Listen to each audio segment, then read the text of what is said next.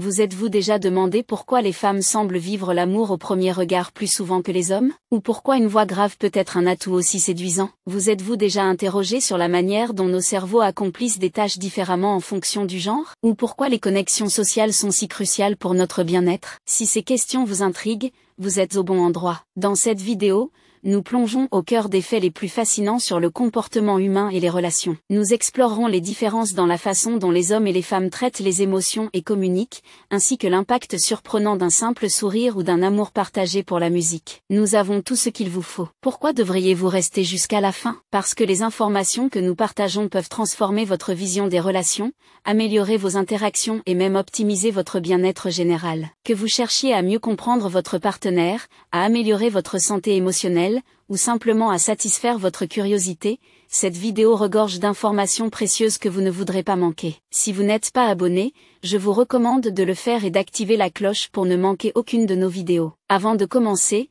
j'apprécierais que vous aimiez la vidéo pour m'aider à continuer à diffuser ces idées. Si vous aimez le sujet de cette vidéo, commentez avec le chiffre 1. Si ce n'est pas le cas, commentez le chiffre 0 pour que je puisse améliorer mes contenus pour vous. Maintenant, commençons. Fait numéro 1. Des recherches approfondies sur les schémas de communication interpersonnelle révèlent que les filles et les femmes ont souvent une tendance marquée à divulguer des secrets dans un laps de temps relativement court, spécifiquement en environ 47 heures. Ce phénomène est principalement dû aux différences inhérentes dans les styles de communication entre les genres. En général, les femmes adoptent une approche plus expressive et ouverte dans leurs interactions comparées aux hommes. Alors que les hommes peuvent avoir une attitude plus réservée ou prudente lorsqu'il s'agit de partager des informations personnelles, les femmes ont tendance à être plus ouvertes et émotionnelles. Leur style de communication inclut fréquemment une inclination naturelle à partager des émotions, des expériences personnelles et des pensées à travers divers modes, notamment les conversations verbales, les gestes non-verbaux et les expressions émotionnelles. Cette caractéristique de la communication féminine ne se limite pas seulement à la transmission d'informations, mais sert également à renforcer les liens et le soutien émotionnel avec les autres. Ce besoin fondamental de connectivité émotionnelle et de validation peut affecter leur capacité à garder des secrets. Des études psychologiques ont montré que, en raison de cette nature expressive, les femmes peuvent avoir du mal à garder des secrets sur une longue durée. L'impulsion de partager et de rechercher l'affirmation de la part d'amis ou de membres de la famille de confiance l'emporte souvent sur leur intention initiale de maintenir la confidentialité. Ainsi, les secrets sont souvent révélés plus tôt que prévu, la majorité étant divulguée dans les 47 heures suivant leur réception. Cette tendance comportementale met en lumière une dynamique psychologique et sociale plus large, où l'inclination naturelle à l'ouverture et à l'expression émotionnelle chez les femmes influence leur capacité à protéger les informations confidentielles. Malgré leurs efforts pour maintenir la confidentialité, le besoin intrinsèque de communiquer et de se connecter avec les autres entraîne souvent une divulgation prématurée des secrets. Comprendre ce schéma apporte des éclaircissements précieux sur la manière dont les femmes gèrent les informations sensibles et les facteurs sous-jacents qui régissent leur comportement communicatif. Fait numéro 2. Une étude sur la perception des couleurs a révélé que les femmes peuvent généralement percevoir un spectre de couleurs plus large que les hommes, un phénomène attribué à une variation génétique située sur le chromosome X. Cette différence génétique explique la capacité accrue des femmes à distinguer un plus grand éventail de nuances et de subtilités de couleurs. Il est estimé que les femmes voient environ 20% de couleurs de plus que les hommes, ce qui constitue une disparité notable liée à leur constitution génétique. La raison sous-jacente de cette perception accrue des couleurs chez les femmes réside dans la présence d'une mutation génétique particulière sur le chromosome X, qui affecte le traitement visuel des couleurs. Le chromosome X contient les gènes responsables de l'encodage des photopigments dans les cellules en cône de la rétine, essentiels à la détection des différentes longueurs d'onde de la lumière, et, par conséquent, des différentes couleurs. Les femmes ayant 2 chromosomes X, elles possèdent un éventail plus diversifié de photopigments qui améliore leur capacité à percevoir un spectre plus riche et plus nuancé de couleurs. Les hommes, quant à eux, n'ont qu'un seul chromosome X et un chromosome Y, ce qui signifie qu'ils produisent moins de variations de photopigments. Cette différence génétique limite leur perception des couleurs, rendant parfois difficile la distinction entre des couleurs qui semblent proches ou similaires. Cette plus grande discrimination des couleurs chez les femmes leur permet de remarquer et de différencier des teintes qui pourraient apparaître presque identiques aux hommes. Comprendre cette base génétique des différences de perception des couleurs permet de mieux appréhender les variations de reconnaissance et de sensibilité aux couleurs entre les genres. Si vous êtes intéressé par d'autres vidéos sur la sexualité, je vous recommande d'autres vidéos dans la description. Vous pouvez également me rejoindre sur ma page Facebook et sur WhatsApp pour échanger. De toute façon, je mettrai les liens dans la description. Fait numéro 3. Lors d'un orgasme, le corps d'une femme subit une série de contractions rythmiques intenses qui impliquent plusieurs muscles et zones du corps. Ces contractions ne se limitent pas à une seule région, mais englobent un ensemble de muscles du bassin et du bas du corps, incluant l'utérus, le vagin, l'anus et les muscles du plancher pelvien. Cette activité musculaire coordonnée contribue au plaisir accru et à l'intensité générale de l'expérience orgasmique. Les contractions rythmiques qui se produisent pendant l'orgasme impliquent la contraction et la relaxation des muscles du plancher pelvien, qui soutiennent les organes internes et jouent un rôle crucial dans l'excitation sexuelle et l'orgasme. De plus, les muscles utérins, situés dans le bas de l'abdomen, subissent une série de contractions qui contribuent à la sensation de jouissance. Les muscles vaginaux se contractent également de manière rythmée, ajoutant au plaisir général et à la sensation physique. L'anus peut également subir des contractions involontaires pendant cette période. Ces contractions font partie de la réponse naturelle du corps lors de l'orgasme, contribuant à ce que de nombreuses femmes décrivent comme une expérience de plaisir à l'échelle du corps entier. Ce jeu complexe de contractions musculaires peut créer un profond sentiment de libération physique et émotionnelle. De plus, les changements physiologiques qui accompagnent l'orgasme peuvent avoir un impact significatif sur la réduction du stress. La libération d'endorphines, qui sont des élévateurs d'humeur naturels et des analgésiques, pendant l'orgasme peut entraîner une diminution des niveaux de stress et une sensation de bien-être. En résumé, les contractions rythmiques vécues lors de l'orgasme sont un élément clé du cycle de réponse sexuelle et contribuent à la fois à l'intensité du plaisir et aux bienfaits thérapeutiques associés au climax sexuel. Cette participation de tout le corps non seulement intensifie l'expérience orgasmique, mais sert également de puissant moyen de réduction du stress, soulignant l'interconnexion entre les sensations physiques et le bien-être émotionnel. Fait numéro 4. Les femmes manifestent souvent des sentiments ambivalents envers les hommes qui parlent fréquemment et adoptent des comportements de regard neutre. Cette ambivalence découle des diverses manières dont ces comportements peuvent être interprétés lors des interactions sociales. À première vue, un homme qui parle beaucoup et maintient un contact visuel neutre peut être perçu comme amical, engageant et communicatif. Ces traits peuvent être considérés comme des qualités positives,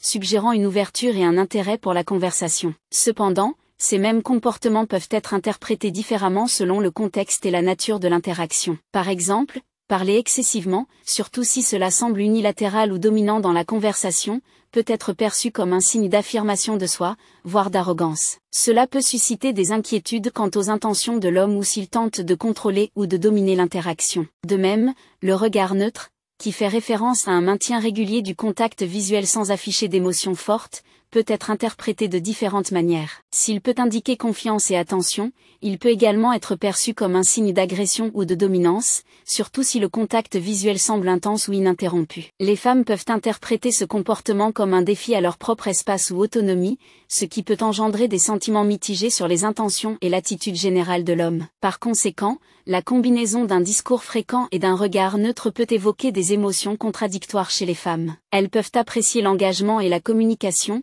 tout en se sentant mal à l'aise si ces comportements sont perçus comme dominateurs ou confrontants. Cette dualité de perception met en évidence la complexité des interactions sociales et les diverses façons dont les styles de communication peuvent influencer les relations interpersonnelles. Comprendre ces subtilités peut aider à mieux naviguer dans les dynamiques sociales et à favoriser des interactions plus positives. Fait numéro 5. Des recherches ont montré que les femmes font plus fréquemment des cauchemars et des rêves émotionnellement chargés que les hommes. Cette différence peut être largement attribuée aux différences hormonales entre les sexes, qui influencent les cycles de sommeil et les expériences oniriques. Les fluctuations hormonales des femmes, en particulier celles liées au cycle menstruel, à la grossesse et à la ménopause, affectent la fréquence et l'intensité de leurs rêves. Ces changements hormonaux peuvent altérer la régulation des neurotransmetteurs et des hormones du stress, tels que le cortisol et les estrogènes, qui jouent un rôle clé dans le processus du rêve et la qualité globale du sommeil. Pendant les périodes de fluctuations hormonales, les femmes peuvent vivre des rêves plus vifs et émotionnellement intenses, avec une probabilité accrue de cauchemars. De plus, les études suggèrent que les femmes ont plus tendance à se souvenir de leurs rêves en détail par rapport aux hommes. Cette capacité accrue à se souvenir peut contribuer à la perception d'avoir des cauchemars plus fréquents ou plus intenses. Le traitement émotionnel et les niveaux de stress sont également des facteurs significatifs. Les femmes rapportent souvent des niveaux de stress émotionnel et d'anxiété plus élevés, qui peuvent se refléter dans le contenu de leurs rêves. L'esprit subconscient peut utiliser les rêves comme mécanisme pour traiter et gérer ses émotions, ce qui conduit à une plus grande fréquence de rêves angoissants ou émotionnellement chargés. En somme, la combinaison des influences hormonales et du traitement émotionnel contribue à l'augmentation de la prévalence des cauchemars et des rêves intenses chez les femmes. Comprendre ces facteurs offre un aperçu de l'interaction complexe entre la biologie, la psychologie et le sommeil, soulignant l'impact des changements hormonaux sur les expériences oniriques et le bien-être émotionnel global. Fait numéro 6. Des recherches ont montré que les hommes et les femmes utilisent souvent des régions différentes de leur cerveau pour accomplir les mêmes tâches, reflétant des approches distinctes en matière de résolution de problèmes et de traitement cognitif. Cette différence dans l'utilisation du cerveau peut entraîner des variations dans la manière dont les tâches sont abordées et exécutées, ce qui peut parfois entraîner des malentendus ou des problèmes de communication dans les relations. Des études utilisant des techniques de neuroimagerie, comme l'IRF, ont révélé que les hommes s'appuient plus fréquemment sur un seul hémisphère du cerveau, généralement l'hémisphère gauche, pour accomplir certaines tâches. L'hémisphère gauche est généralement associé au raisonnement logique, à la pensée analytique et au traitement séquentiel. Par conséquent, les hommes peuvent aborder les problèmes de manière plus linéaire et systématique, en se concentrant sur des solutions détaillées et étape par étape. En revanche, les femmes sont plus enclines à activer de manière égale les deux hémisphères de leur cerveau lorsqu'elles s'attaquent à des tâches. Cette activation bilatérale permet une approche de traitement plus intégrée, combinant pensée analytique et considérations émotionnelles et contextuelles. L'hémisphère droit, associé à la créativité, à la pensée holistique et au traitement émotionnel, complète souvent les fonctions de l'hémisphère gauche chez les femmes, conduisant à une approche plus nuancée et multifacette de la résolution de problèmes. Ces stratégies cognitives différentes peuvent influencer la manière dont les hommes et les femmes perçoivent et abordent les défis, entraînant des écarts potentiels dans la communication et la compréhension. Fait numéro 7. La libido des femmes est nettement plus sensible à une gamme de facteurs externes, notamment le stress, les fluctuations d'humeur et la dynamique relationnelle, comparativement aux hommes. Cette sensibilité accrue signifie que diverses influences émotionnelles et psychologiques peuvent avoir un impact significatif sur la libido et l'intérêt sexuel des femmes. Les recherches indiquent que le stress, qu'il soit lié au travail, à la vie personnelle ou à d'autres pressions extérieures, peut avoir un effet profond sur la libido d'une femme. Des niveaux de stress élevés entraînent souvent une augmentation du cortisol, une hormone qui peut nuire à l'excitation sexuelle et au désir. De plus, le poids émotionnel et physique du stress peut réduire la libido en contribuant à la fatigue et en diminuant le bien-être général. Les sautes d'humeur et les états émotionnels jouent également un rôle crucial dans l'influence du désir sexuel féminin. Les fluctuations hormonales, telles que celles vécues pendant le cycle menstruel, la grossesse ou la ménopause, peuvent entraîner des variations d'humeur et de libido. Par exemple, le syndrome prémenstruel, SPM, et les troubles de l'humeur comme la dépression ou l'anxiété peuvent avoir un impact sur l'intérêt et la réactivité sexuelle. Mais les problèmes relationnels compliquent davantage la dynamique du désir sexuel. Les conflits, l'absence de connexion émotionnelle ou l'insatisfaction au sein de la relation peuvent entraîner une diminution de l'intérêt sexuel. Les femmes considèrent souvent le sexe non seulement comme une activité physique, mais aussi comme une expression de l'intimité émotionnelle et de la connexion. Par conséquent, des problèmes relationnels ou une déconnexion émotionnelle peuvent grandement affecter leur désir d'activité sexuelle. En revanche, bien que la libido des hommes puisse également être influencée par des facteurs externes, ils ne subissent généralement pas les mêmes fluctuations liées au stress ou aux changements émotionnels. Cette différence met en lumière à quel point le désir sexuel des femmes est davantage lié à leur contexte émotionnel et relationnel, les rendant plus sensibles aux perturbations causées par des influences extérieures. Comprendre ces facteurs peut aider à aborder et à gérer les variations du désir sexuel, en favorisant une meilleure communication et un soutien émotionnel au sein des relations. En reconnaissant l'impact du stress, de l'humeur et de la qualité des relations sur le désir sexuel, les individus et les couples peuvent travailler à créer un environnement plus favorable et compréhensif. Fait numéro 8. La recherche sur la psychologie des couleurs révèle des différences intrigantes dans les préférences de couleurs et leur impact sur l'attraction entre les sexes. Les études suggèrent que les femmes trouvent généralement les hommes qui portent du bleu plus attirants, tandis que les hommes sont davantage attirés par les femmes vêtues de rouge. Ces préférences sont liées à des associations psychologiques plus larges et aux significations culturelles attribuées à différentes couleurs. Pour les femmes, la couleur bleue est souvent perçue comme apaisante, digne de confiance et stable. Ces qualités peuvent accroître l'attractivité d'un homme, car le bleu transmet un sentiment de fiabilité et de calme, ce qui peut contribuer à une impression positive. De plus, le bleu est associé à la sérénité et à l'équilibre émotionnel, des qualités qui peuvent être attrayantes pour un partenaire potentiel. Ainsi, Les hommes qui portent du bleu peuvent être perçus comme plus accessibles et dignes de confiance, des traits qui séduisent les femmes. À l'inverse, la couleur rouge est fortement associée à la passion, à l'excitation et à l'amour. Cette couleur vibrante et intense peut susciter des sentiments de chaleur et d'excitation émotionnelle. Les recherches montrent que les hommes sont particulièrement attirés par les femmes vêtues de rouge en raison de ces associations. Le rouge est souvent lié à des états émotionnels intenses et à l'attraction physique, ce qui en fait une couleur puissante dans les contextes romantiques et de flirt. L'association du rouge à l'énergie et à la vitalité peut rendre les femmes plus séduisantes et désirables aux yeux des hommes. Ces découvertes soulignent que les préférences de couleurs ne sont pas de simples choix esthétiques, mais sont profondément enracinées dans des influences psychologiques et culturelles. L'effet apaisant du bleu et l'association du rouge à la passion jouent tous deux des rôles significatifs dans la perception de l'attractivité. Comprendre ces associations de couleurs peut offrir un aperçu des dynamiques sociales et des manières subtiles dont les couleurs influencent l'attraction interpersonnelle et les relations. Fait numéro 9.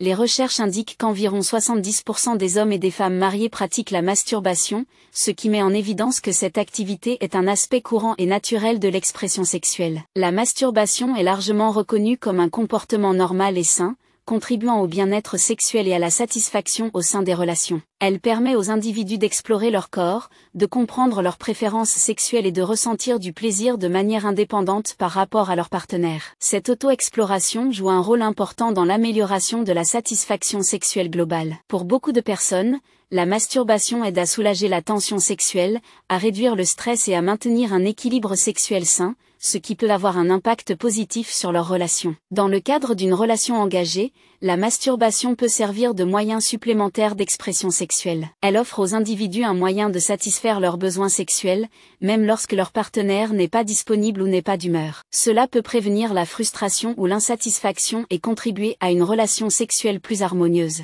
De plus, la masturbation peut être un outil précieux pour la santé sexuelle, permettant aux individus d'en apprendre davantage sur leurs désirs et leurs préférences, ce qui peut améliorer la communication et l'intimité avec leur partenaire. Comprendre que la masturbation est un aspect typique et sain du comportement sexuel peut aider à la normaliser et à réduire la stigmatisation. Les individus et les couples doivent considérer la masturbation comme une partie naturelle de leur vie sexuelle, plutôt que comme quelque chose dont il faut avoir honte. Les discussions ouvertes sur les besoins et les préférences sexuelles, y compris le rôle de la masturbation, peuvent favoriser une meilleure compréhension et satisfaction au sein des relations. En somme, la prévalence de la masturbation parmi les personnes mariées souligne son rôle en tant que composante régulière et bénéfique de la santé et de l'expression sexuelle, contribuant à la satisfaction personnelle ainsi qu'à la qualité globale des relations intimes. Fait numéro 10. Lorsqu'un homme s'approche d'une femme, sa première impression est influencée par une combinaison de facteurs, avec des pourcentages spécifiques attribués à différents aspects de sa présentation. La recherche sur les interactions sociales et les premières impressions révèle qu'environ 7% de l'évaluation initiale d'une femme est basée sur les mots que l'homme utilise réellement. Bien que le contenu de son discours soit important, il joue un rôle relativement mineur par rapport à d'autres facteurs. Le style de communication, incluant le ton, la hauteur de la voix et les schémas de parole, représente environ 38% de l'impression qu'une femme se forme. Cet élément englobe la manière dont un homme exprime sa confiance, sa clarté et son expressivité émotionnelle, ce qui peut influencer considérablement la perception qu'une femme a de lui. La façon dont un homme parle peut révéler des traits de personnalité et des états émotionnels, influençant la perception au-delà du simple contenu verbal. La partie la plus importante de la première impression, environ 55%, provient de l'apparence physique et du langage corporel de l'homme. Cela inclut son apparence physique, comme le soin apporté à son apparence et ses vêtements, ainsi que des indices non-verbaux tels que la posture, les expressions faciales et les gestes. Le langage corporel offre souvent des indices cruciaux sur la confiance, l'ouverture et l'accessibilité d'une personne, et peut avoir un impact fort sur la façon dont une femme perçoit un homme. L'apparence et le langage corporel sont des indicateurs puissants du comportement et du caractère d'un homme, façonnant la première impression de manière bien plus significative que la communication verbale seule. Ces découvertes soulignent l'importance des éléments non-verbaux et verbaux dans la formation des premières impressions. Bien que le contenu de ce qui est dit soit important, la manière dont c'est dit et la présentation générale peuvent avoir un effet plus profond sur la façon dont une femme évalue un homme lors de leur première interaction. Comprendre ces facteurs peut aider les individus à améliorer leurs interactions sociales et à créer des premières impressions plus positives. Fait numéro 11. les couples qui partagent des goûts musicaux similaires expérimentent souvent une meilleure communication et des relations plus durables. Les recherches suggèrent qu'une appréciation mutuelle de la musique peut renforcer de manière significative le lien entre les partenaires, contribuant à une connexion plus profonde et à une meilleure dynamique interpersonnelle. La musique sert de puissant médium d'expression émotionnelle et de connexion. Lorsque les couples apprécient les mêmes genres, artistes ou chansons, ils trouvent souvent un terrain commun qui favorise des expériences partagées et une résonance émotionnelle. Cet intérêt musical commun peut créer des opportunités de renforcer le lien à travers des activités telles que l'assistance à des concerts, la création de playlists ensemble ou simplement l'écoute de musique dans la vie quotidienne. L'alignement dans les goûts musicaux peut également faciliter une meilleure communication entre les partenaires. La musique peut évoquer de fortes émotions et souvenirs, et partager ces expériences peut conduire à des conversations plus profondes et à une meilleure compréhension. Les couples qui se connectent à travers la musique trouvent souvent qu'il est plus facile d'exprimer leurs sentiments et de comprendre les états émotionnels de l'autre, ce qui mène à une communication plus ouverte et efficace. De plus, des goûts musicaux partagés peuvent contribuer à la satisfaction relationnelle en renforçant un sentiment d'unité et de compatibilité. Participer ensemble à des activités musicales peut renforcer la relation en créant des expériences positives partagées et des souvenirs communs. Cet intérêt commun peut également servir de fondation pour résoudre les conflits et surmonter les défis, en fournissant un contexte partagé et un point de référence émotionnel. Le rôle de la musique dans les relations met en évidence comment des intérêts et des activités partagées peuvent améliorer la connexion et la communication. En trouvant un terrain d'entente autour de la musique, les couples peuvent approfondir leurs liens émotionnels et créer une relation plus épanouissante et durable. Comprendre et embrasser ces intérêts partagés peut aider les couples à construire une relation plus solide et harmonieuse. Fait numéro 12. Les femmes dotées d'un sens de l'odorat plus développé ressentent souvent des orgasmes plus agréables et satisfaisants. Cette connexion peut être attribuée à la manière dont le sens olfactif interagit avec les centres de plaisir du cerveau, influençant ainsi les expériences sexuelles et la satisfaction globale. L'odorat est directement lié au système limbique du cerveau, qui est impliqué dans le traitement des émotions et du plaisir. Cette région joue un rôle crucial dans le cycle de réponse sexuelle et la perception du plaisir. Lorsque les femmes ont un sens de l'odorat bien développé, elles sont plus attentives aux différentes odeurs, y compris celles liées à l'excitation et à l'intimité sexuelle. Certaines odeurs peuvent évoquer des réponses émotionnelles et physiologiques fortes, améliorant ainsi l'expérience sexuelle. Par exemple, des odeurs agréables ou excitantes peuvent contribuer à la relaxation, à l'intensification des émotions et à un plaisir sensoriel accru. Ces facteurs peuvent amplifier l'intensité et le plaisir des orgasmes en stimulant les centres de plaisir du cerveau et en créant une expérience sensorielle plus immersive. De plus, la présence de phéromones et de fragrances spécifiques peut influencer l'attraction et l'excitation sexuelle. Les phéromones sont des signaux chimiques qui peuvent affecter le comportement et les préférences sexuelles des individus. Les femmes ayant un sens de l'odorat aigu peuvent être plus réceptives à ces signaux chimiques subtils, ce qui peut encore améliorer leurs expériences et leur satisfaction sexuelle. L'interaction entre l'odorat et le plaisir sexuel met en lumière l'importance des expériences sensorielles dans la satisfaction sexuelle. Un sens de l'odorat développé peut contribuer à des orgasmes plus profonds et agréables en renforçant les connexions émotionnelles et la stimulation sensorielle. Reconnaître et valoriser le rôle de l'odorat peut aider les individus et les couples à améliorer leur bien-être sexuel et leur intimité globale. Fait numéro 13. Une exposition accrue à la lumière du soleil est étroitement liée à une augmentation des sentiments de bonheur et de bien-être général. La lumière du soleil joue un rôle essentiel dans l'amélioration de l'humeur et de la santé mentale par plusieurs mécanismes, principalement en favorisant la production de vitamines. Lorsque notre peau est exposée à la lumière du soleil, elle synthétise la vitamine D, un nutriment essentiel qui soutient diverses fonctions corporelles. La vitamine D est connue pour son rôle dans la promotion de la santé des os en facilitant l'absorption du calcium, mais elle a également des effets significatifs sur la régulation de l'humeur et le bien-être émotionnel. Des niveaux adéquats de vitamine D sont associés à un risque réduit de dépression et à une amélioration de l'humeur, contribuant à un sentiment de bonheur accru. L'exposition à la lumière du soleil influence également la production de neurotransmetteurs, tels que la sérotonine, essentielle à la stabilisation de l'humeur. La sérotonine est un produit chimique du cerveau qui aide à réguler l'humeur, l'anxiété et le bonheur. Une exposition accrue à la lumière du soleil peut augmenter les niveaux de sérotonine, ce qui conduit à une humeur plus positive et à une réduction des symptômes de la dépression. En plus de ses bienfaits physiologiques, passer du temps au soleil peut également améliorer le bien-être mental en encourageant les activités extérieures et les interactions sociales. Être à l'extérieur et participer à des activités physiques sous une lumière naturelle peut encore améliorer l'humeur et réduire les niveaux de stress. Il est important de trouver un équilibre entre l'exposition au soleil et la protection de la peau pour éviter les risques liés à une exposition excessive aux rayons UV, comme le cancer de la peau. Cependant, une exposition modérée au soleil, associée à l'utilisation d'un écran solaire et de vêtements protecteurs, peut maximiser les bienfaits du soleil pour la santé physique et émotionnelle. Le lien entre la lumière du soleil et le bonheur souligne l'importance d'intégrer des activités de plein air dans les routines quotidiennes pour soutenir à la fois la santé physique et le bien-être émotionnel. Fait numéro 14.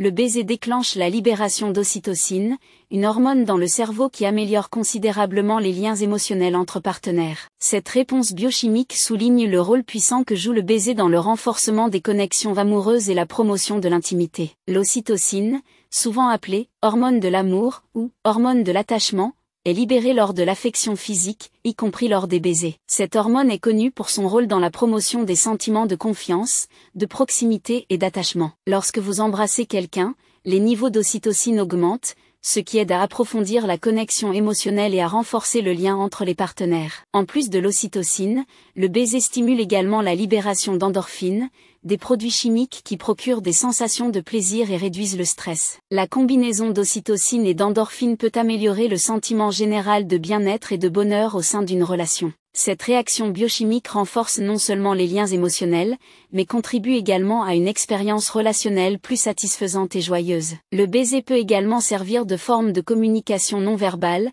exprimant affection et amour sans besoin de mots. Cet acte physique permet aux partenaires de se connecter à un niveau émotionnel plus profond, renforçant leurs sentiments l'un pour l'autre et promouvant un sentiment de sécurité et de chaleur. En outre, les baisers réguliers peuvent contribuer à maintenir la satisfaction relationnelle et l'intimité émotionnelle. C'est un moyen simple mais puissant de montrer de l'affection, du soin et de l'appréciation, aidant à maintenir la connexion entre partenaires forte et vibrante. En résumé, le baiser est plus qu'un simple geste romantique, il joue un rôle crucial dans le renforcement des liens émotionnels et l'amélioration de la satisfaction relationnelle. En adoptant l'acte de s'embrasser, les partenaires peuvent renforcer leur connexion, vivre une plus grande intimité et cultiver une relation émotionnelle plus profonde. Fait numéro 15, la douleur émotionnelle a tendance à laisser un impact plus durable sur nos souvenirs et notre comportement que la douleur physique, soulignant l'importance profonde de prendre soin de notre santé émotionnelle. Alors que la douleur physique est souvent aiguë et peut être gérée par des interventions médicales,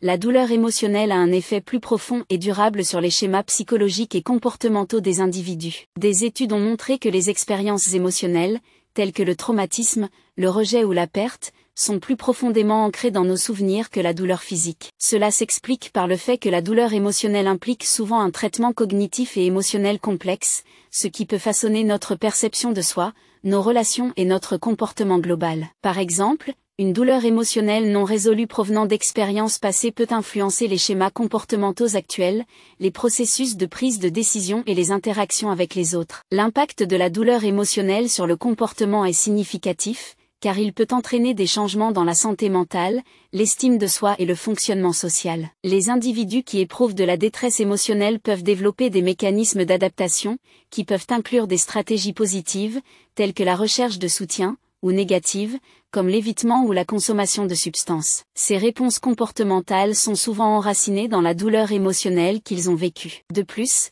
les effets de la douleur émotionnelle peuvent être omniprésents, affectant divers aspects de la vie, y compris les relations personnelles, la performance au travail et la satisfaction générale dans la vie. Le bien-être émotionnel est étroitement lié à la santé physique, et une détresse émotionnelle chronique peut contribuer à des symptômes physiques tels que la fatigue, les maux de tête et les problèmes gastro-intestinaux. Compte tenu de l'impact profond de la douleur émotionnelle, il est crucial de donner la priorité à la santé émotionnelle parallèlement au bien-être physique. Cela inclut l'engagement dans des pratiques d'auto-soin, la recherche de thérapie ou de conseils lorsque cela est nécessaire, et la promotion de relations de soutien. Aborder la santé émotionnelle de manière proactive peut aider les individus à gérer et à atténuer les effets de la douleur émotionnelle, conduisant à une amélioration du bien-être général et de la qualité de vie. En résumé, la douleur émotionnelle a un impact plus durable et influe sur le comportement et la mémoire que la douleur physique. Reconnaître l'importance de la santé émotionnelle et prendre des mesures pour aborder et gérer la détresse émotionnelle est essentiel pour parvenir parvenir à une vie équilibrée et épanouie. Fait numéro 16.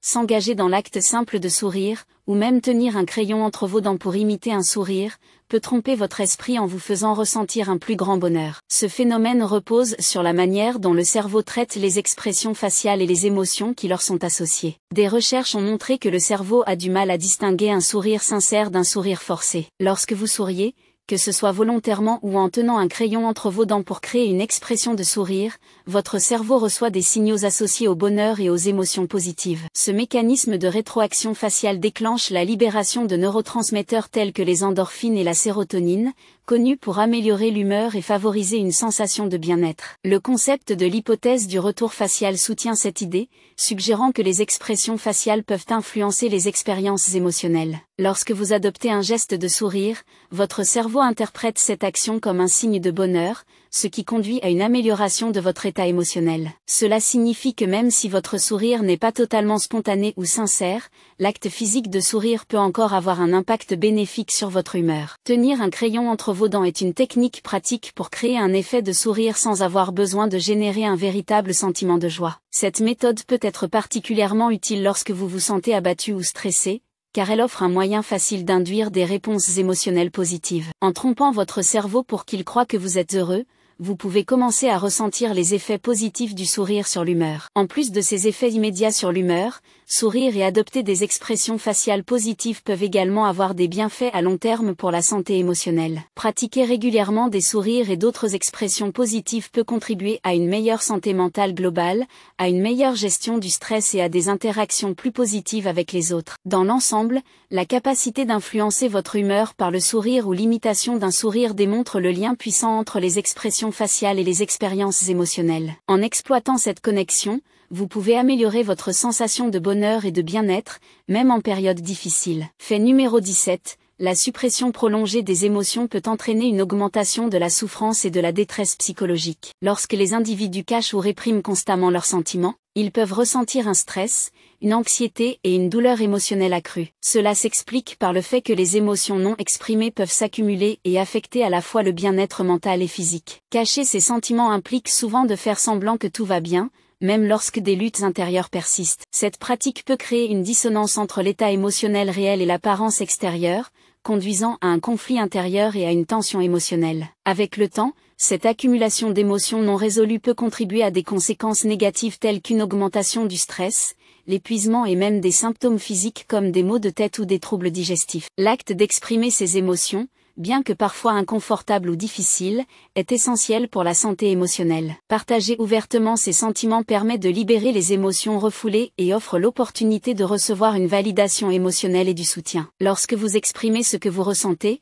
vous pouvez également obtenir une plus grande clarté sur vos émotions, ce qui peut aider à les traiter et à les gérer plus efficacement. De plus, exprimer ses émotions peut améliorer les relations interpersonnelles. Une communication honnête sur vos sentiments favorise des liens plus profonds et une meilleure compréhension avec les autres, créant un environnement de soutien où les besoins émotionnels sont reconnus et pris en compte. Ce dialogue ouvert peut renforcer les relations, réduire les sentiments d'isolement et contribuer à une vie sociale plus épanouie. Bien qu'il puisse être difficile d'exprimer ses émotions, surtout si vous êtes habitué à les cacher, il est crucial de trouver des moyens sûrs et constructifs pour le faire. Cela peut impliquer de parler à un ami de confiance ou à un thérapeute, de s'engager dans des activités créatives comme l'écriture ou l'art, ou de pratiquer la pleine conscience et la réflexion personnelle. En résumé, reconnaître et exprimer ses sentiments, même lorsque cela est inconfortable, est important pour maintenir la santé émotionnelle et le bien-être. En vous permettant de traiter et de partager vos émotions, vous pouvez atténuer la souffrance, renforcer vos relations et améliorer votre qualité de vie globale. Adopter l'expression émotionnelle comme une pratique saine peut mener à une plus grande résilience émotionnelle et à une vie plus équilibrée. Fait numéro 18. Lorsque vous regardez quelqu'un que vous aimez, vos pupilles peuvent se dilater d'environ 45%. Cette réponse physiologique est un indicateur fascinant de la manière dont les liens émotionnels forts peuvent influencer les réactions de notre corps. La dilatation des pupilles, également appelée dilatation pupillaire, se produit lorsque le cerveau cherche à optimiser la réception des informations visuelles lorsque nous sommes particulièrement intéressés ou émotionnellement engagés avec quelqu'un. La dilatation pupillaire est contrôlée par le système nerveux autonome, qui régule les fonctions corporelles involontaires. Lorsque vous voyez quelqu'un qui vous tient à cœur ou que vous trouvez attirant, votre cerveau envoie des signaux aux muscles autour des pupilles pour les élargir, permettant à plus de lumière de pénétrer dans l'œil. Cette augmentation de la lumière reçue aide à améliorer les détails visuels et la mise au point, vous permettant de mieux percevoir et apprécier les caractéristiques de la personne que vous regardez. Cette réaction physiologique n'est pas un simple hasard, mais une réflexion des processus émotionnels et cognitifs profonds qui sont en jeu. La dilatation des pupilles en réponse à quelqu'un que vous aimez peut être liée à un état de vigilance et d'attention accrue du cerveau. Cela signifie une forte connexion émotionnelle et l'intention du cerveau de capturer et de conserver autant d'informations visuelles que possible sur la personne aimée. En plus des liens émotionnels, la dilatation pupillaire peut également se produire dans d'autres contextes, tels que l'excitation, l'intérêt ou l'enthousiasme. Il s'agit d'un indicateur subtil mais puissant de la manière dont nos émotions et notre attention peuvent se manifester physiquement. Cette réponse illustre à quel point nos systèmes émotionnels et physiologiques sont profondément liés, offrant un aperçu de la manière dont nos corps reflètent nos états internes. Dans l'ensemble, la dilatation des pupilles lorsque nous regardons quelqu'un que nous aimons souligne l'impact profond que les liens émotionnels peuvent avoir sur nos réponses physiologiques. Cela sert d'exemple tangible de la manière dont nos émotions influencent nos réactions physiques et met en évidence le rôle important que jouent les connexions émotionnelles dans notre perception et notre interaction avec les autres. Fait numéro 19. Les couples qui partagent des moments de rire et participent à des activités amusantes ensemble pendant au moins 10 minutes par jour tendent à avoir des relations plus solides et plus résilientes. Le rire est un outil puissant qui peut améliorer les connexions émotionnelles et renforcer le lien entre les partenaires, contribuant à une relation plus épanouie et harmonieuse. Rire ensemble a plusieurs effets positifs sur les relations. Il aide à créer un sentiment de joie partagée et de camaraderie, favorisant une connexion émotionnelle plus profonde. Lorsque les couples rient ensemble, ils libèrent des endorphines, les substances chimiques naturelles du cerveau qui procurent une sensation de bien-être, ce qui favorise des sentiments de bonheur et de bien-être. Cette expérience commune de joie peut renforcer la confiance, réduire le stress et améliorer la satisfaction globale de la relation. En plus de ces bienfaits émotionnels, le rire peut également servir de moyen de communication efficace. Il offre au couple un moyen de se connecter de manière ludique, facilitant des interactions positives et réduisant la tension. L'humour peut aider à désamorcer les conflits, à atténuer les situations stressantes et à améliorer les capacités de résolution de problèmes au sein de la relation. La pratique de rire ensemble,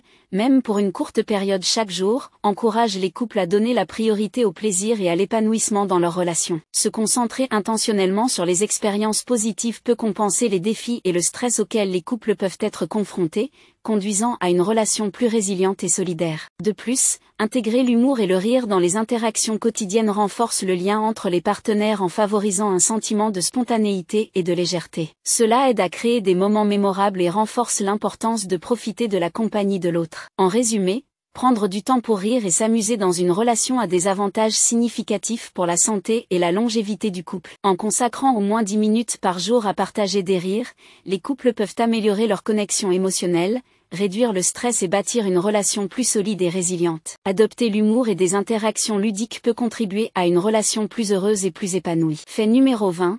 Le maintien de relations solides et significatives est plus crucial pour la longévité et la santé globale que l'exercice seul. Les recherches ont constamment montré que des connexions sociales robustes et des relations interpersonnelles saines jouent un rôle majeur dans la promotion d'une vie plus longue et en meilleure santé. Bien que l'activité physique régulière soit indéniablement importante pour la santé physique, la qualité et la profondeur des relations sociales ont un impact encore plus grand sur l'espérance de vie et le bien-être. Des relations solides contribuent à une meilleure santé mentale, à une réduction du stress et à une perspective plus positive de la vie, autant de facteurs essentiels pour une vie plus longue et plus épanouie. Les avantages des connexions sociales solides s'étendent à divers aspects de la santé. Par exemple, avoir un réseau social de soutien peut aider à réduire le risque de maladies chroniques, à renforcer le système immunitaire et à diminuer le risque de maladies cardiovasculaires. Le soutien émotionnel des amis et de la famille peut atténuer les effets négatifs du stress, en procurant un sentiment de sécurité et d'appartenance qui influence positivement la santé globale.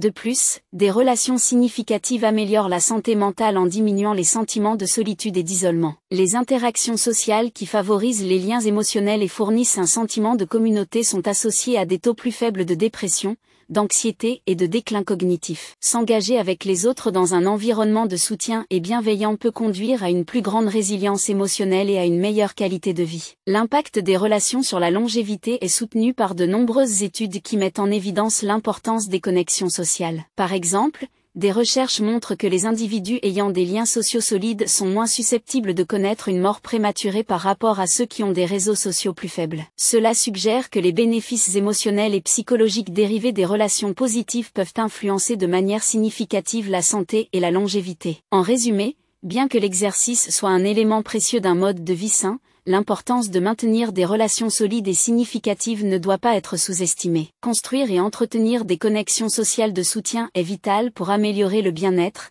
réduire le stress et favoriser une vie plus longue et en meilleure santé. Donner la priorité aux relations et aux interactions sociales peut mener à une vie plus enrichie et épanouie, soulignant l'impact profond que les connexions humaines ont sur la santé globale et la longévité. Fait numéro 21, en moyenne, les femmes utilisent environ 20 000 mots par jour, tandis que les hommes en utilisent environ 7 000. Cette différence significative dans l'utilisation quotidienne des mots met en lumière les différents schémas de communication entre les sexes et offre un aperçu des dynamiques d'expression verbale dans les relations. Cette disparité dans l'utilisation des mots est souvent liée à des styles de communication plus larges et à des schémas de socialisation. Les femmes ont généralement tendance à être plus verbales et expressives dans leurs interactions, utilisant fréquemment la conversation comme un moyen de se connecter, de partager des émotions et de créer des relations. Cette inclination vers la communication verbale peut être attribuée à des facteurs sociaux et culturels qui encouragent les femmes à exprimer leurs pensées et leurs sentiments plus ouvertement. En revanche, les hommes peuvent privilégier un style de communication plus concis et direct. Cela peut être influencé par des pratiques de socialisation différentes qui mettent souvent l'accent sur la brièveté et la fonctionnalité dans les échanges verbaux. En conséquence,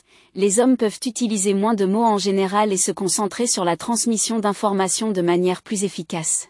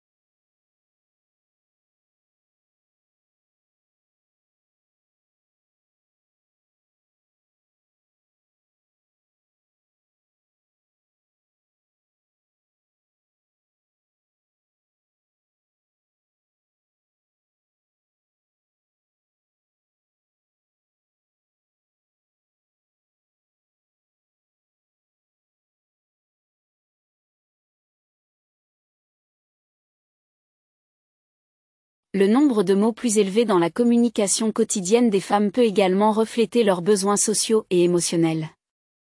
Les femmes s'engagent souvent dans des conversations plus détaillées, discutant d'une gamme de sujets incluant des expériences personnelles, des émotions et des dynamiques relationnelles. Cet engagement verbal approfondi aide à traiter et à gérer leurs pensées et sentiments, tout en maintenant des liens sociaux. Il est important de comprendre que ces différences dans l'utilisation des mots sont normales et font partie des diverses façons dont les gens communiquent. Si vous trouvez que votre partenaire est plus bavard ou semble engager des conversations plus longues, c'est un reflet de son style de communication plutôt qu'un problème dans la relation.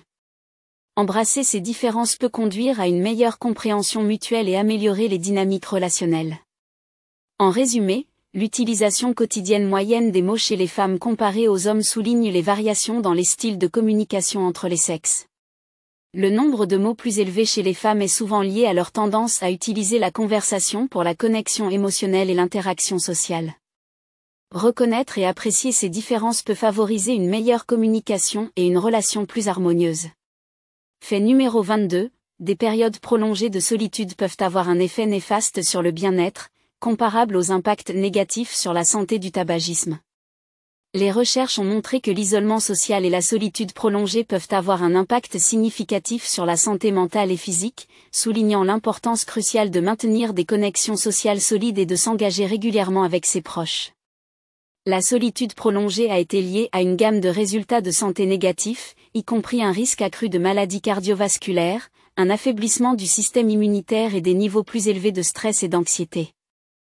Les effets de l'isolement prolongé peuvent être si profonds que des études suggèrent que son impact sur la santé peut être aussi significatif que celui de fumer un paquet de cigarettes par jour. Cette comparaison met en évidence la gravité des risques pour la santé associés à l'isolement social prolongé. Les connexions sociales jouent un rôle vital dans le maintien de la santé et du bien-être global. Interagir avec les autres fournit un soutien émotionnel, réduit les sentiments de solitude et contribue à un sentiment d'appartenance et de but. S'engager avec des amis, des membres de la famille et des membres de la communauté aide à atténuer le stress, à améliorer la santé mentale et à promouvoir une vision plus positive de la vie. Les avantages de l'interaction sociale vont au-delà du soutien émotionnel. Un engagement social régulier peut également améliorer la fonction cognitive, renforcer l'estime de soi et contribuer à un mode de vie plus actif et épanouissant. Le maintien d'un réseau de relations significatives offre des opportunités d'expériences partagées, d'échanges émotionnels et de soutien mutuel, autant d'éléments essentiels à une vie saine et équilibrée. En revanche, la solitude chronique peut entraîner des effets néfastes sur la santé mentale, tels qu'un risque accru de dépression et d'anxiété. Elle peut également affecter la santé physique, entraînant des affections comme l'hypertension artérielle et une réponse immunitaire réduite. L'absence d'interaction sociale prive les individus des bienfaits que procurent les relations de soutien, ce qui finit par affecter la qualité de vie globale. En résumé, les impacts négatifs sur la santé liés à une solitude prolongée soulignent la nécessité cruciale de prioriser et de cultiver des connexions sociales. Tout comme le tabagisme est connu pour avoir des conséquences graves sur la santé, la solitude prolongée présente également des risques significatifs pour le bien-être. Pour maintenir une vie saine et épanouie, il est essentiel de favoriser et de s'engager dans des interactions sociales significatives, en veillant à entretenir un réseau de relations de soutien et connectées. Les couples qui investissent du temps de qualité ensemble au cours de leurs années formatrices, spécifiquement entre 16 et 28 ans, ont beaucoup plus de chances de vivre des relations durables et solides. Cette période est cruciale pour bâtir une fondation solide et développer un lien profond qui peut soutenir la relation au fil du temps. Les âges entre 16 et 28 ans sont souvent marqués par une croissance personnelle et relationnelle significative. Pendant cette période, les individus traversent des transitions de vie importantes, comme terminer leurs études, commencer leur carrière, et explorer leurs valeurs et objectifs personnels. En naviguant ensemble à travers ces étapes cruciales, les couples ont l'occasion de renforcer leur connexion, d'établir des expériences communes et de construire une base émotionnelle solide. Passer du temps significatif ensemble durant ces années formatrices permet aux couples de développer des compétences relationnelles essentielles telles que la communication, la résolution de conflits et le soutien mutuel. Ces expériences partagées aident les partenaires à mieux comprendre les besoins, les préférences et les aspirations de l'autre, favorisant une connexion émotionnelle plus profonde et un engagement plus fort. De plus, les défis et les expériences vécues ensemble pendant cette période peuvent renforcer le lien entre les partenaires. Surmonter des obstacles, célébrer des réussites et naviguer dans les transitions de la vie en équipe crée un sentiment d'unité et de résilience. Cette expérience partagée aide à bâtir la confiance et à créer un fort sentiment de partenariat capable de durer dans le temps.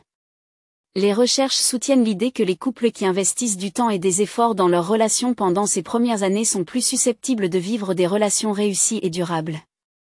Cela s'explique par le fait que les premières étapes d'une relation sont cruciales pour établir la dynamique et fixer le ton de ce qui influencera le futur de la relation. Les couples qui s'engagent activement et priorisent leur relation durant cette période sont plus susceptibles de développer un lien fort et durable. En résumé, passer du temps de qualité ensemble entre 16 et 28 ans joue un rôle crucial dans la formation de relations durables. Cette période est une étape clé pour bâtir une base solide, développer des compétences relationnelles essentielles et créer des expériences partagées. En investissant dans leur relation durant ces années formatrices, les couples augmentent leurs chances d'avoir une relation longue et épanouie.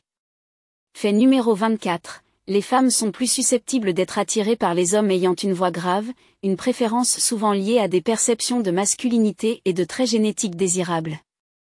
Les recherches ont constamment montré que la profondeur de la voix joue un rôle important dans l'attraction et peut influencer la manière dont les individus perçoivent les partenaires potentiels. Une voix grave est généralement associée à la masculinité et peut être un indicateur de niveau plus élevé de testostérone, qui est lié à divers aspects des traits physiques et comportementaux. Cette association avec la testostérone conduit souvent à la perception qu'une voix grave est un signe de force, de confiance et de qualité génétique globale. Ainsi, une voix grave peut inconsciemment signaler aux femmes qu'un homme possède des attributs génétiques favorables et qu'il est plus susceptible d'être un partenaire fort et capable. D'un point de vue évolutif, les préférences pour des voix plus graves auraient pu se développer comme un moyen de sélectionner des partenaires ayant des qualités génétiques désirables. Chez de nombreuses espèces, y compris chez les humains, les caractéristiques vocales peuvent servir d'indicateurs de santé, de vitalité et de conditions physiques reproductives. Une voix grave peut être interprétée comme un signe de bonne santé et de matériel génétique robuste, ce qui en fait un trait attrayant chez les partenaires potentiels. De plus, une voix grave peut renforcer la perception de l'autorité et de l'assurance d'un homme, des qualités qui peuvent également accroître son attractivité. Les études montrent que les hommes ayant des voix plus graves sont souvent perçus comme plus dominants et influents, ce qui peut être des traits séduisants dans des contextes sociaux et romantiques. Cette perception de dominance peut jouer un rôle dans le processus d'attraction, influençant la manière dont les individus réagissent aux partenaires potentiels. Il est important de noter que, bien qu'une voix grave puisse être un facteur significatif dans l'attraction, elle n'est qu'un des nombreux attributs qui contribuent à l'attrait global. La compatibilité personnelle, les valeurs partagées et la connexion émotionnelle sont également des éléments cruciaux dans la formation de relations réussies et durables. Néanmoins, la préférence pour les voix graves souligne l'interaction complexe entre les caractéristiques vocales et les perceptions de l'attractivité. En résumé, l'attirance des femmes pour les hommes à la voix grave est souvent liée aux associations avec la masculinité, la force et des traits génétiques désirables. Une voix grave peut signaler la santé, la confiance et l'autorité, en faisant un trait attrayant dans le contexte de l'attraction romantique. Cette préférence reflète l'influence plus large des caractéristiques vocales sur les perceptions des partenaires potentiels et leur attrait global. Fait numéro 25, les femmes sont généralement plus susceptibles de vivre le phénomène du coup de foudre comparé aux hommes. Cette connexion émotionnelle instantanée et cette attirance peuvent se produire lorsqu'une femme rencontre quelqu'un qui captive profondément son cœur et son imagination. Le concept du coup de foudre implique une réponse émotionnelle immédiate et puissante lors de la rencontre avec une nouvelle personne. Pour de nombreuses femmes, cette attirance intense et spontanée peut se manifester par un fort sentiment de connexion, d'admiration, voire d'affection profonde dès la première rencontre. Les recherches suggèrent que les femmes pourraient être plus sensibles à cette expérience en raison de leur sensibilité accrue aux signaux émotionnels et relationnels. Plusieurs facteurs contribuent à cette propension au coup de foudre chez les femmes. Tout d'abord, les femmes accordent souvent une grande importance aux connexions émotionnelles et à la chimie interpersonnelle, et elles peuvent être plus attentives aux signaux émotionnels subtils et aux dynamiques relationnelles, ce qui facilite un sentiment rapide et profond d'attraction. Cette ouverture émotionnelle peut rendre les femmes plus réceptives à l'idée d'une connexion immédiate et profonde avec quelqu'un qu'elles trouvent captivant. De plus, la psychologie évolutive offre des éclaircissements sur les raisons pour lesquelles le coup de foudre pourrait être plus fréquent chez les femmes. Historiquement, les femmes ont été influencées par des facteurs liés à la sécurité émotionnelle et à la stabilité relationnelle. Un lien émotionnel instantané avec un partenaire potentiel pourrait être perçu comme un signe important de compatibilité et de potentiel pour une relation future. Cette connexion immédiate peut donc être un aspect significatif de la manière dont les femmes évaluent les partenaires potentiels. Cependant, il est important de reconnaître que le coup de foudre est un phénomène complexe qui varie considérablement d'une personne à l'autre. Alors que certaines femmes peuvent vivre cette connexion instantanée, d'autres peuvent avoir besoin de plus de temps pour développer des sentiments profonds et de l'affection. Des facteurs tels que les expériences personnelles, l'historique relationnel et les préférences individuelles jouent tous un rôle dans la manière dont l'amour et l'attraction se manifestent. En résumé, les femmes sont plus susceptibles de vivre le coup de foudre, caractérisé par une connexion émotionnelle immédiate et intense lors de la rencontre avec une nouvelle personne. Ce phénomène est influencé par la sensibilité accrue des femmes aux signaux émotionnels et l'importance historique des liens émotionnels dans la sélection des partenaires.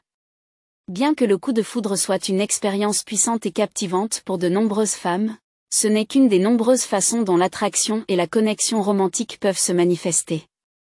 Merci de nous avoir rejoints dans ce voyage à travers des aperçus fascinants du comportement humain et des relations.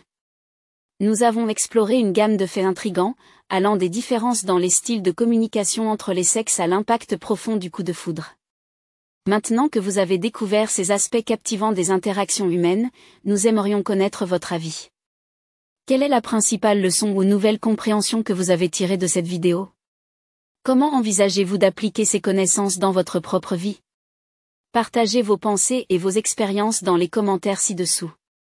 Si vous avez apprécié cette vidéo et trouvé les informations utiles, n'hésitez pas à laisser un commentaire, à aimer, à partager et à vous abonner à notre chaîne YouTube pour plus de contenu enrichissant. Votre soutien nous aide à continuer à vous apporter des informations précieuses et des discussions passionnantes. Merci d'avoir regardé, et nous sommes impatients de vous retrouver dans notre prochaine vidéo.